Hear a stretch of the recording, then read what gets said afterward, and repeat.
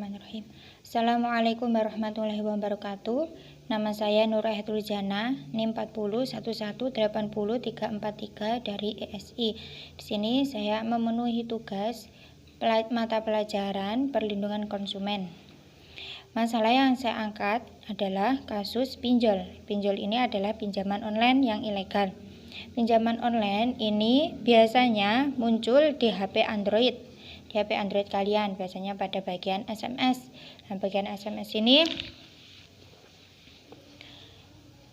menawarkan pinjaman biasanya sebesar 500.000 sampai 1 juta.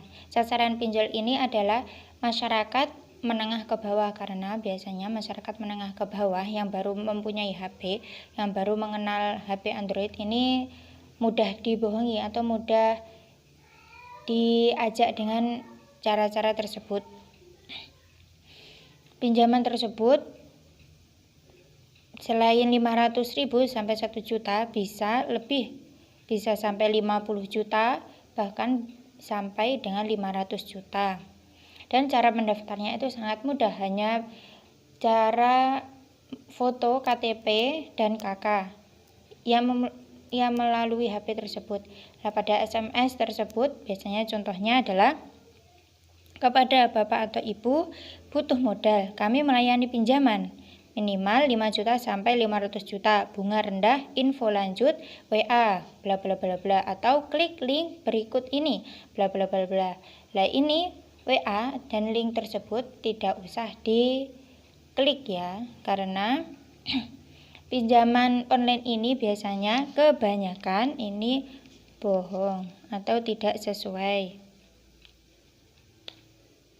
Dan bahkan bunga rendah ini adalah untuk cara untuk pinjol ini supaya orang tersebut bisa ngeklik padahal bunga yang ditawarkan oleh pinjol ini tidak rendah, tinggi, bahkan bisa melalui bunganya Bank Indonesia. Biasanya bunganya mencapai 30% sampai dengan 40%, sehingga para peminjam ini merasakan keberatan atau merasakan penipuan karena banyaknya bunga.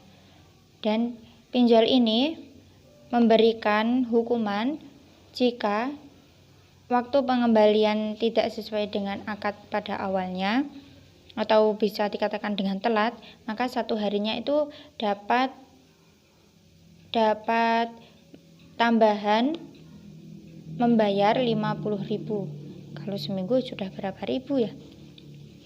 Nah, pasti kalian juga bertanya-tanya, kenapa nomor kita bisa terdaftar padahal kita tidak pernah memberikan nomor kita kepada siapapun yang kita tidak kenal, karena kemungkinan ada kontak nomor yang kita simpan ini salah satu pernah mendaftar di pinjol atau pinjaman online yang ilegal, sehingga nomor-nomor yang dipunya itu bisa terekam oleh pihak pinjol tersebut.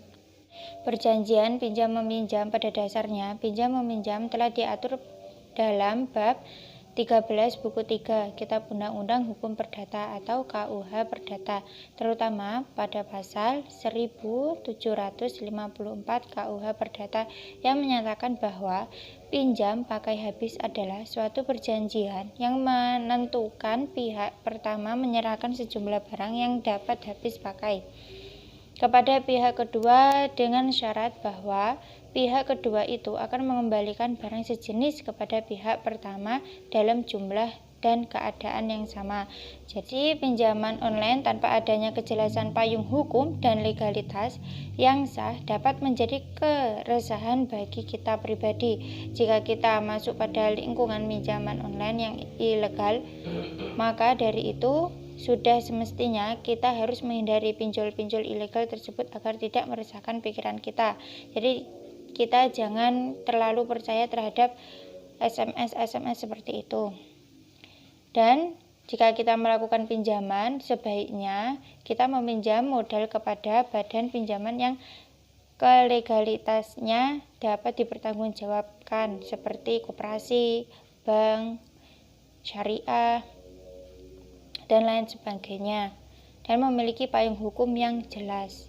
Terima kasih dari saya akhiri. Wassalamualaikum warahmatullahi wabarakatuh.